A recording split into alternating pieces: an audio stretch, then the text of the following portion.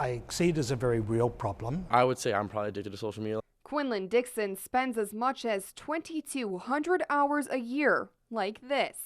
That's the equivalent of about 6 hours per day on social media sites like Facebook and Twitter. It's just kind of how our generation is going now. We don't want to wait for things anymore. We just want it now and in the present instead of, again, waiting or working for things, I guess. What started as a way to be social and communicate online is now just as addictive as drugs and alcohol. That's according to a recent study by the Pew Research Center. Studies show that the latest comments, likes, and updated news feeds work as a reward-based system, affecting the brain's pleasure center. Heavy social media use in itself does not constitute an addiction.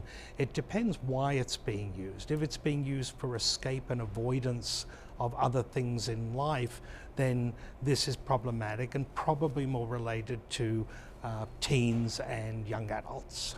But when checking status updates on Facebook and refreshing the page to see the latest tweets becomes more important than everyday life, that's when social media addiction may be a reality. Individuals who may have lower self-esteem, lower social skills, or difficulty with their real-life connections are likely to seek validation, likely to seek support on social media.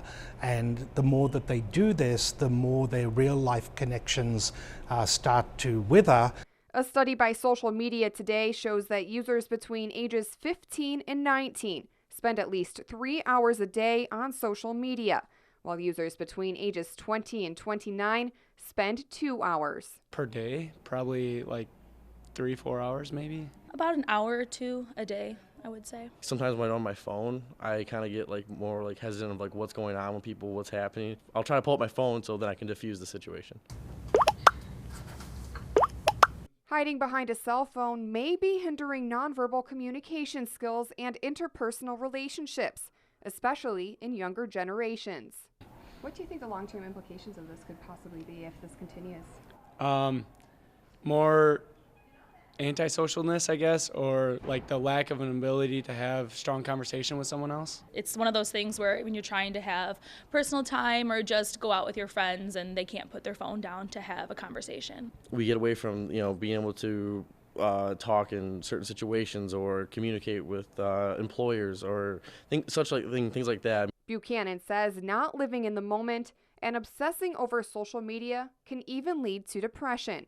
If someone's not able to control themselves, then as with other addictions, this is the time for professional help. In Beloit, Kathleen Cohen, 23 News.